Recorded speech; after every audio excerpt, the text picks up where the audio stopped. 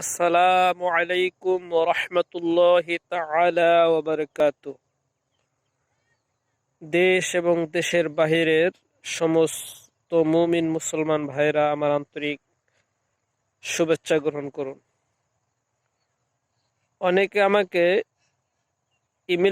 Email করেছেন, ইমেলের মাধ্যমে জানতে চেয়েছেন যে হুজুর কিভাবে আমরা আমাদের রুহানিয়াত বৃদ্ধি করতে পারি সে সম্পর্কে আমাদের কিছু আমল দিন। আমরা ঝাড়ফুঁক কাজ করি, কিন্তু আমাদের যতই ঝাড়ফুঁক করি কিন্তু কোনো কাজ হচ্ছে না। আজকে তাদের জন্য এই লাইভটি, এই ভিডিওটি। সম্মানিত ভাইয়েরা, আমাদের যে ঝাড়ফুঁক কাজগুলো আমরা করি, এই কাজগুলো হওয়ার জন্য প্রথমত আমাদের শর্ত হলো আমাদের রুহানি শক্তি বৃদ্ধি পাবে। যার রুহানি শক্তি যত বেশি, সে এই কাজে তত বেশি দ্রুত ফল পাইবে। আর যার রুহানি শক্তি যত কম, তার ফল পেতে অনেকটা দেরি হবে। তাই রুহানি শক্তি বৃদ্ধির জন্য আমাদের সর্বপ্রথম যে কাজটি হলো হালাল খাবার খেতে হবে। 1 নম্বর হালাল খাবার খেতে হবে। দ্বিতীয়ত হলো 5 ওয়াক্ত নামাজ পড়তে হবে এবং আল্লাহ তাআলার উপর পূর্ণ আস্থা রাখতে হবে। এই কাজ করতে হবে।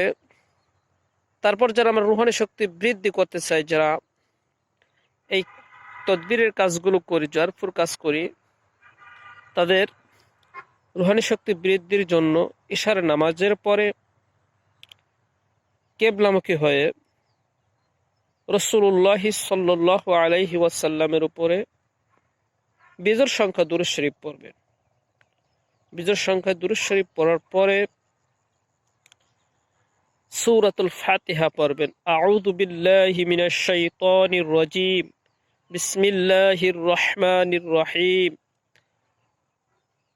বিসমিল্লাহির রহমানির রহিম বলে এখান থেকে থামা যাবে না, এরকম মিলিয়ে পড়তে হবে। বিসমিল্লাহির রহমানির রহিম, আলহামদুলিল্লাহি রাব্বিল আলামিন, আর রহমানির রহিম, মালিকি ইয়াউমিদ্দিন, ইয়াকা না'বুদু ওয়া ইয়াকা নাস্তাঈন, ইহদিনাস সিরাতাল মুস্তাকিম।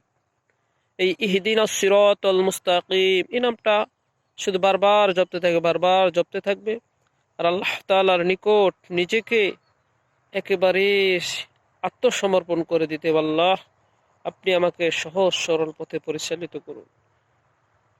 কান্নার ভান করতে হবে। এরকম প্রায় আধা ঘন্টার মতো করবেন।